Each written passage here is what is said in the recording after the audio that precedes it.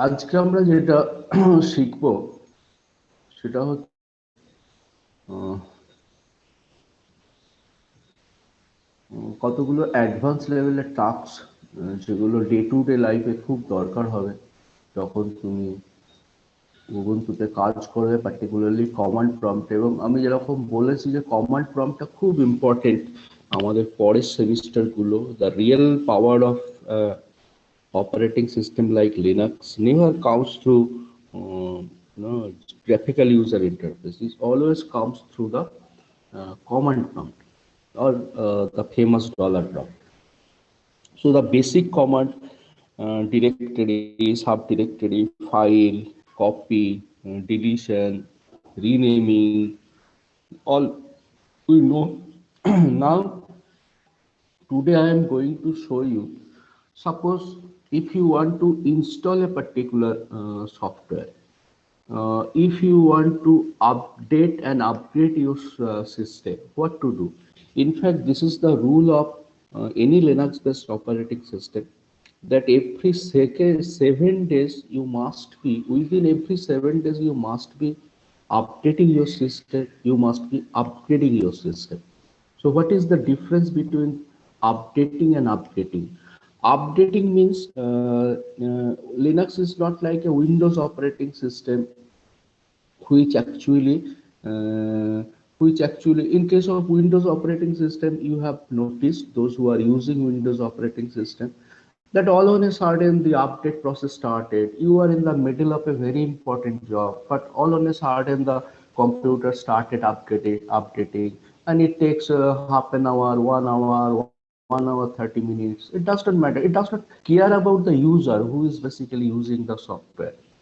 But Linux is not working in that way. Before start updating and updating means your local repository or software linkage, what you have installed, what you have configured. Updating means your local system will be connected to the global repositories to check what are the newer versions, what are the newer patches came for the software, what you have installed, what you are using in your machine. So that is updating. Updating means it is basically creating a synchronization of the updated versions of the software available in the global repository with your local machine, what you have installed there. And the moment update is over, you can upgrade to the system. Upgrade means it is now detected what are the updated versions available. Now it can download that particular file, configure that file, and finally upgrade the versions of the software available in your local machine. So before updating and upgrading, we can say that what are the servers we are going to use as global repositories, what are the additional software repositories we are going to check. So in case of your Ubuntu operating system, you all know why we are using Ubuntu. Ubuntu is a Debian derivative. That particular things we actually covered in earlier classes. So in case of Ubuntu operating system, there is a very beautiful mechanism. You can control that from which repository you are collecting the data, what are the additional software repositories that you want to include in your updating and upgrading process. Everything you can control. Now, how to control that? You know that in this particular version of Ubuntu, my dashboard is the upside. In the latest version, your this dashboard will be in the downside of this sidebar. So from there, you can click your dashboard. The moment you click your dashboard, it will open up all the things here. There you can search by software. So if I search by software here, so here you can see a lot of things related to the Ubuntu software, software updater, this software updater. Three things will be coming. One is the Ubuntu software, one is the software and update, another is the software updater. Now, this all these three things are related to three different aspects. Let's go one by one. If I click Ubuntu software, what happens? You see first. If you click that Ubuntu software, Uh, it's now coming. It will take initially a little bit of time.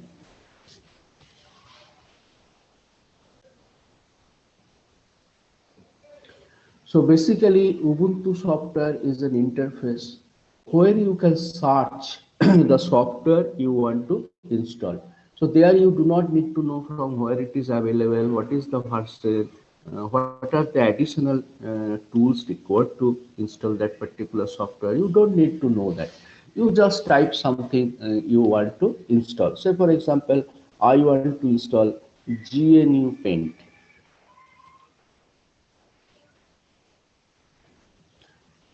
Or GPaint.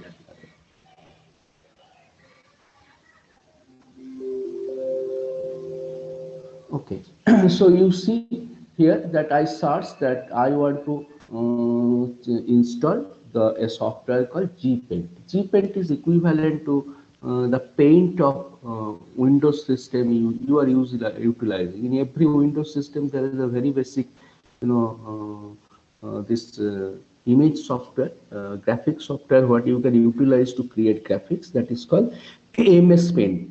So equivalent to MS Paint we have in Linux, that is GPaint or GNU Paint. The moment I search by GPaint, it can tell me that this particular software you have already installed, do you want to remove it? So it's a graphical user interface from where I can search a software, I can install a software, and if that particular software I want to remove, I can remove that software. So it's a three things are possible. Now see, let me search one particular software which is not available in my machine. Uh, Say for example, let's check me the editor Nano. Nano possibly I am having here. So any software you can search from here, you can select it.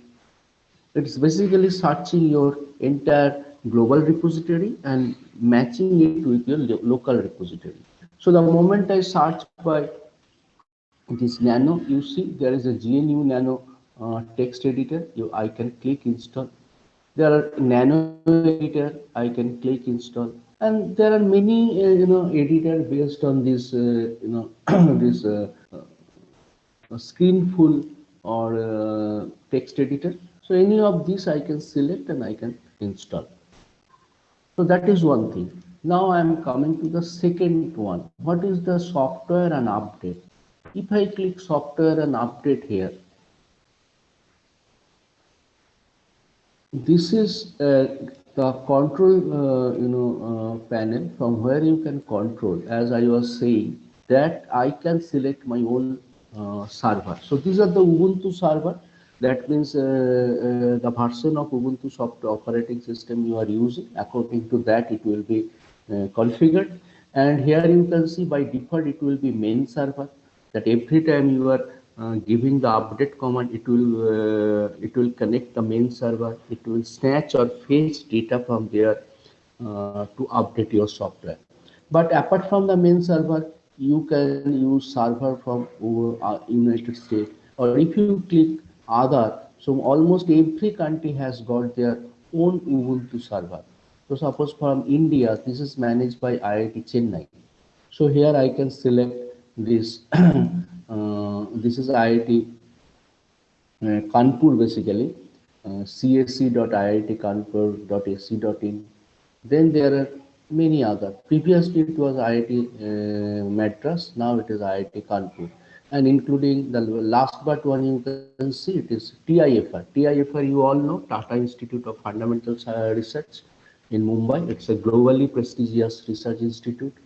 Then there is SNU. SNU is basically coming from SNTT Women University, again a university in Maharashtra, in Mumbai particularly.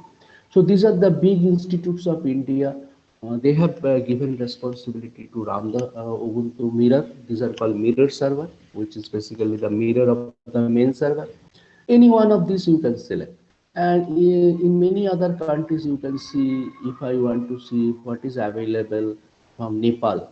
So you see, in a small country like Nepal, there is also a local server. So any of these, depending on your geographical location, you can select. And if you are not quite sure, you can always select the main server. main server of Ubuntu, managed by Canonical Private Limited. Now this is basically related to, this tab is related to the Ubuntu software. Other software, if you want, by default this will be and this I have added a lot software. In your case, this list will be very small when you are first time installing this. So these are called PPA. PPA means additional software linkage. So apart from your main server linkage, these are giving a handful of links related to security patches, related to different operating system components. But suppose I have installed some software which is actually not managed by Ubuntu. So there, from their data repository or from their software, I can include the links for other software. Say for example, these links, if I consider, this is a AnyDex software. That AnyDex software is not provided by Ubuntu main repository, it is provided by anydex.com. So this I have added in PPA. Similarly, you can add different kind of other resources. You have to just give the apt URL here, and apt URL will be available from apt URL, or apt URL will be available from the software system, and that software you want to install. So in this way, any number of software I can install. For example, this OBS is basically an open broadcasting system through which I basically record my video lecture. So this OBS is not available in the main Ubuntu. So I have added this PPA, and from there it can download, it can install, it can configure, it can check for updates, everything it can do. Similarly, after the other software is over, you can come to update. In update, you can set a routine. Not normally by default it will be daily, but it's always better to check this particular updation weekly. The moment you change something, it will be asking you the sudo password. Sudo password means the password you are using to enter your system. So suppose the moment I set weekly, it will check every 7 days the available updates automatically. It can download and install automatically, or you can say no, only download. I will install it manually, but it's always better to select download and install automatically. And update will be displayed before you in either weekly or every 2 weeks.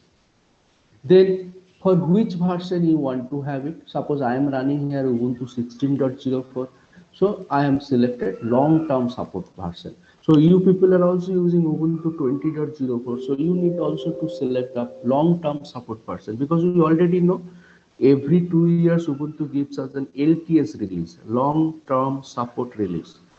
Every 2 years, 14.04, 16.04, 18.04, 20.04, then it will be 22.04, and so on. So in this way, lot many software you can, additional driver if you need, developer options if you need, but normally first 3 years just enough. Now when your this setup is ready, you can close it and just give a command sudo apt-get update. Now the moment I give this particular command sudo apt-get.update, it will be asking me the sudo password, because I have given a privileged command, a powerful command which requires authentication for sudo user. So I need to give the password of my machine.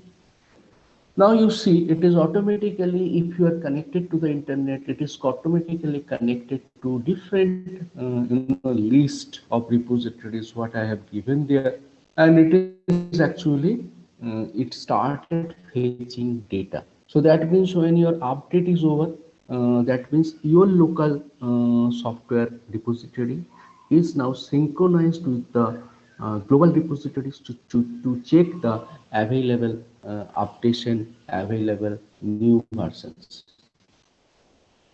Now when this is over, this update is over, you can run this command for any number of time. So I'm showing you again sudo apt-get update. So again it will start doing the same thing, and it will check the system.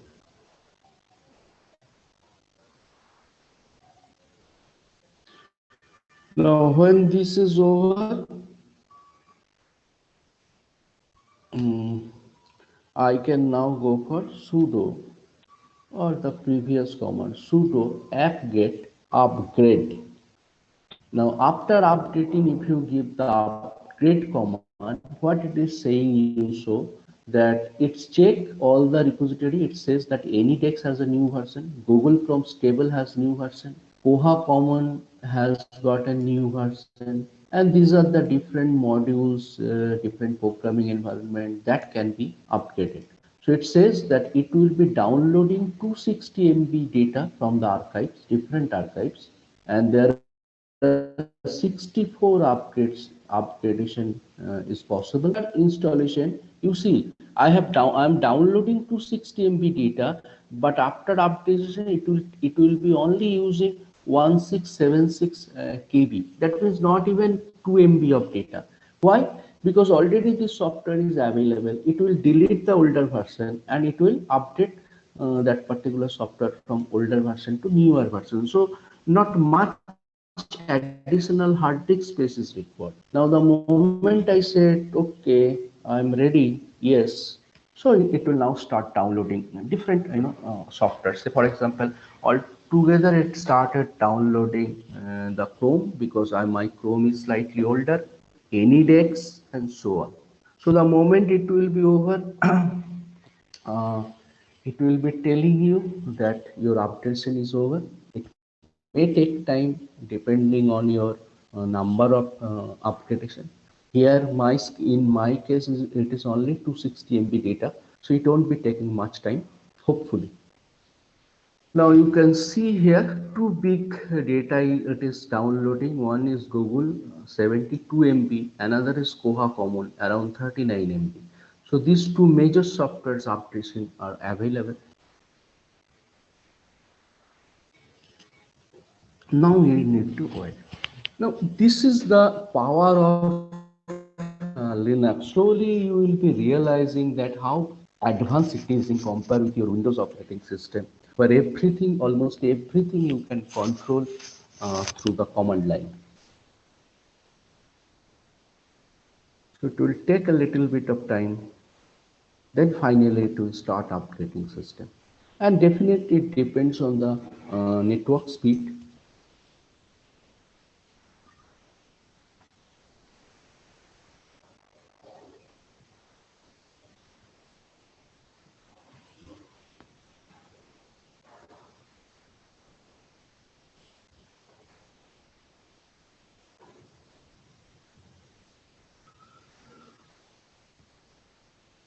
So Koha Common is almost done. The moment it will be completed, my other system for Google Chrome stable will be very speedy. Now you can see it completed downloading Koha Common. Now the speed for downloading Google Chrome stable has increased a lot, and it will show you that what is the total percentage it has completed for against each of the software downloading.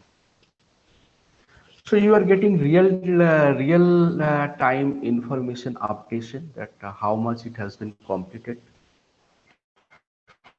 Altogether you have completed 43%, but for this software 43%, and for this software 45%. So let's wait a bit.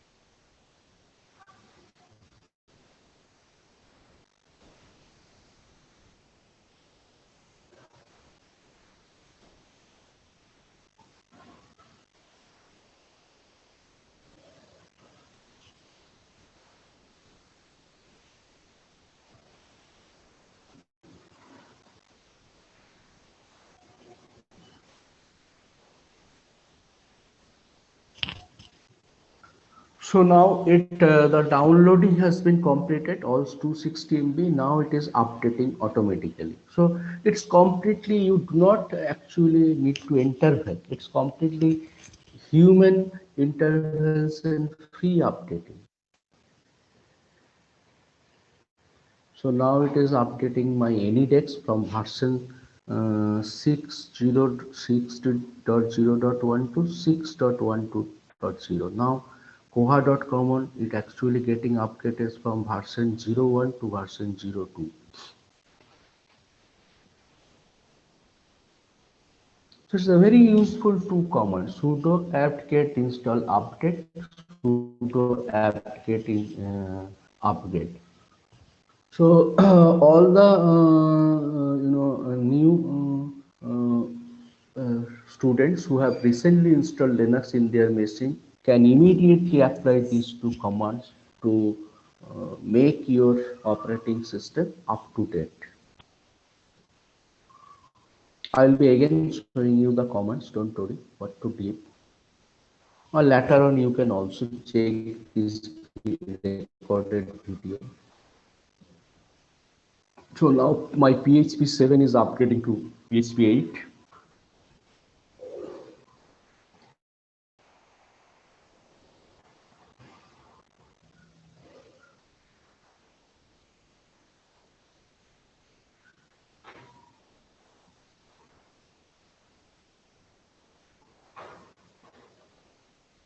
Sometimes it takes more time in the real updating than the downloading. If your internet connection is very fast, it will be downloading within minutes, but updating has nothing to do with your network speed. Updating actually depends on your processor speed.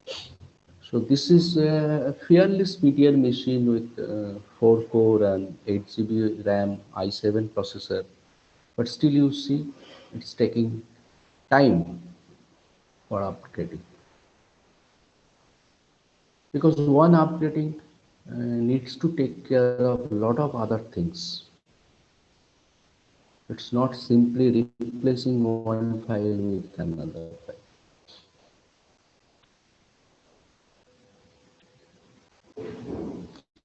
But the difference between Windows updating and Linux updating is that in Linux, when you need, when you want, then only it will happen. It will not create any kind of disturbance in your workflow. But Windows, I have a very bitter experience. In the middle of a presentation, it started updating, and you cannot do anything. You just have to look around when it will be over. So I don't understand. It's not user friendly.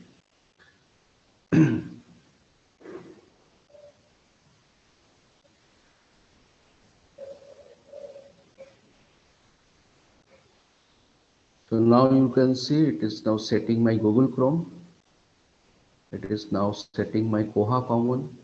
Koha Common again will take time because I have 6 different instances of Koha. So it needs to change the database updating and many other things. So you see, first instance database updating started.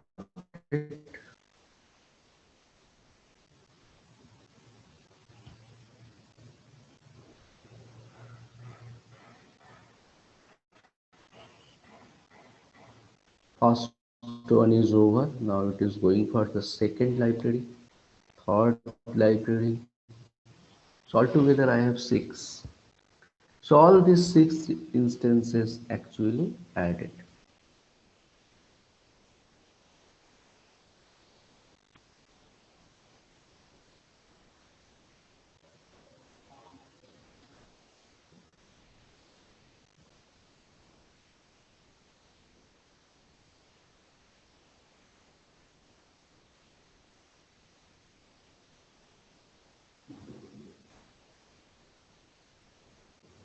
Now it started updating PHP 7. PHP I am running 3 different versions of PHP. So it may take again some time. So now let it be done. I am opening another terminal and try to show you the two very important commands required for that. So one is sudo apt get update,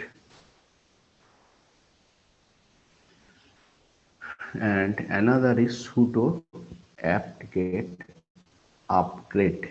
You already know the difference between update and upgrade. Update means you are synchronizing your local repository, software repository, with the globally available software updation. And upgrade means now you are quite confident that these are the things I want to upgrade, and to upgrade your local versions with the latest available version in the global repository. Then after this is over, we will need to learn another two commands: how to install a particular software, how to remove a particular software.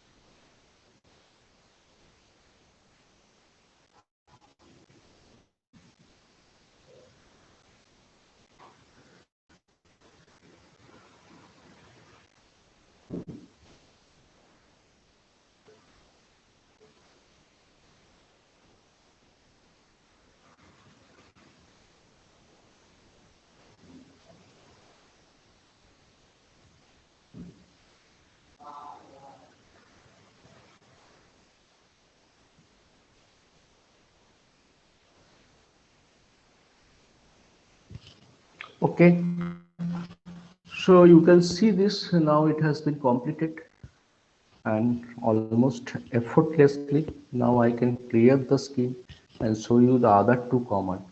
For example, you have seen that I have already my GNU Paint in my machine, which is equivalent to MS Paint.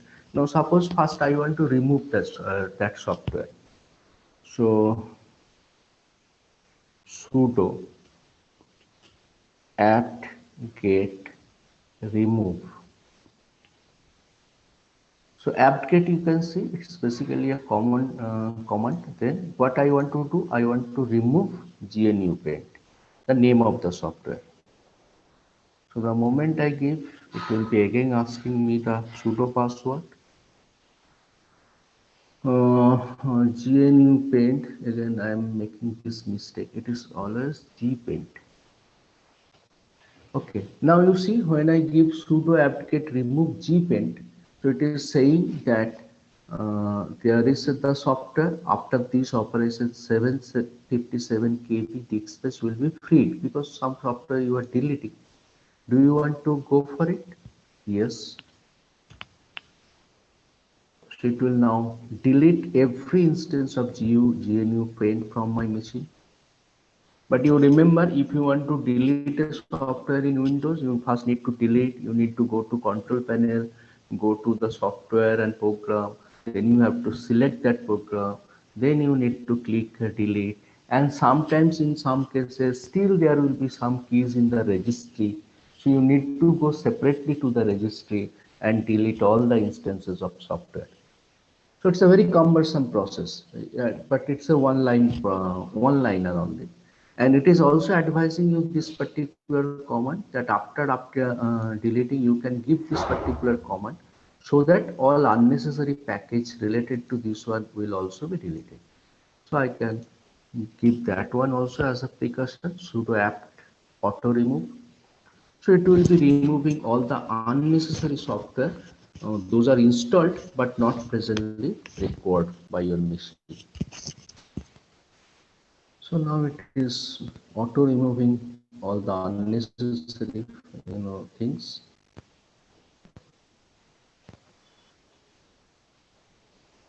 So sudo apt-get remove is the command for removing the specific software. Sudo apt auto remove is to remove the unnecessary package available in your machine. So first one is sudo apt get remove the name of software, and next sudo apt auto remove. Now uh, suppose I want to install gpaint again. Suppose I have mistakenly deleted that one, so now I want to install it again. Now you can say sudo apt-get install. Previously it was removed to remove a software. Install name of the software. I want to now install gpaint. Now what it is doing? It is saying that from the repository this software is available. Now it is connecting. You can see automatically it is connecting to this address. It is downloading, it is installing, it is configuring. So everything is basically automatic. Now it is installed. Now you can always call your software right from here, gpaint.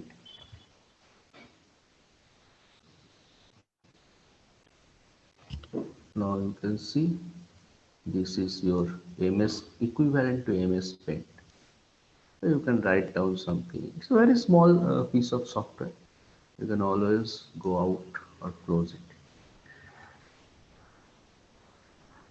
So this is all command driven utility related to removal and installation, but there are some graphical user interfaces also available. So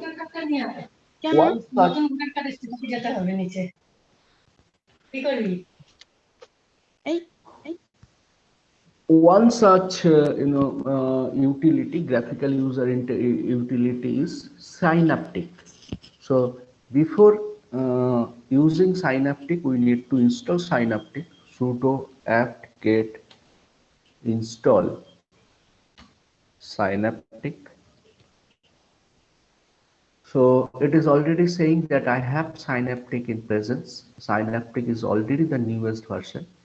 So if I want to call this particular software sudo synaptic, you see here the same thing what I have done through command prompt, I can now do it graphically. So Synaptic is a package, is a utility related to the package manager. So you can manage your package from here. For example, you can see that we have installed GNU Paint now. Now I want to delete it graphically. How to do? If I click this search button, it will give me a search option. There I can search by my software, GPaint. So GPaint, it can search that this is software is available. This green button means that in your machine it has already been installed. What is the install version and what is the latest version? Now, if I want to remove it graphically, I can select it and click mark for complete removal. Mark for removal and mark for complete removal has got little bit of differences. Mark for removal means the software will be deleted from your repository, equivalent to sudo apt-get remove the software, what the command we have used. And complete removal means purging every instance of this particular software, every configuration file, every blank file, every your configuration file will be wiped with you. So let's try for complete removal. Now the moment you give complete removal, it is will be a red cross sign. That means you have selected it for removal. Now click apply. Now the moment you click apply, another pop-up window will appear. Here I need to confirm, yes, I want to apply really. So now you can see it is now completely removing GPaint from everywhere in my machine, including the manual database. So now it is over, I can close.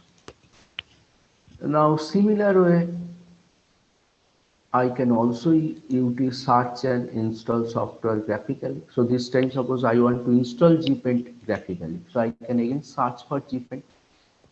It can tell me yes, GPaint is available from the repository. I can select, I can go for mark for installation. Now click apply. So this time it will download all the necessary things from the repository. It will install it. The same thing what we have done through command prompt, that can be done through Synaptic. Now Synaptic, apart from these basic facilities of installing and removing very easily from a graphical user interface, you can reload. Reload is equivalent to apt-get update. So it is now downloading all the repository information. It is always better to reload before utilizing Synaptic. So it is quite equivalent to sudo apt-get update.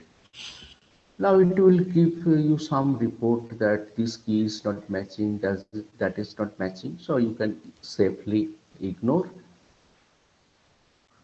Now your system is ready. You can utilize for many other purposes apart from installation and removal. Two example, let me show you. Let me give you two example.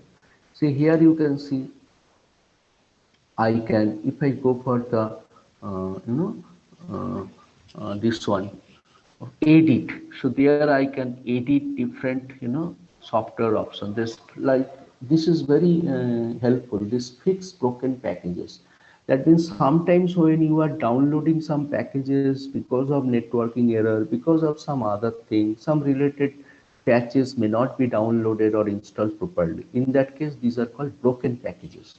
So sometimes Linux gives problem with the broken packages. Your update will not be working. So in that case, you can easily come here, click fix broken packages, and it will check what are the broken things are available. It will try to get all kind of configuration related parameters, all kind of patches and related software, and it will try to fix it. So as there is no broken package presently, it has not done anything. Or another beauty of Synaptic is that I can install package by task. Say you have already heard that I have told you that as a library professional, now we need to learn the LAMP architecture. That means most of the library software we are utilizing from open source domain are based on LAMP architecture.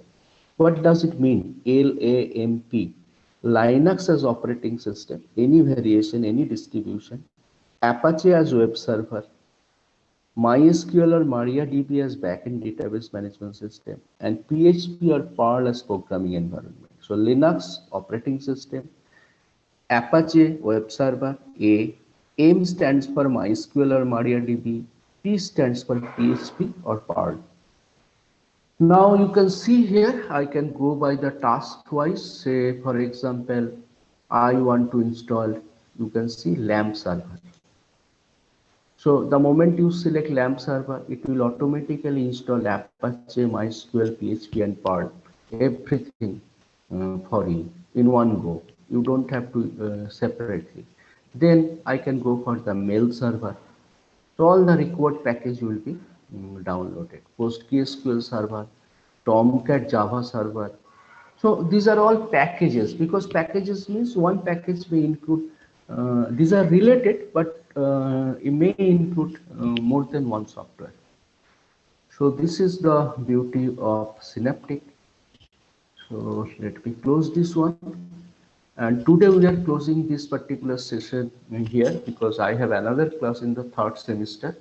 You practice those you have installed Linux operating system, Ubuntu. They may practice these 4 or 5 commands we have demonstrated here. They can install Synaptic. They can check different facilities available with the Synaptics. So let me go out of it. The command is exit. Stop sharing, stop recording.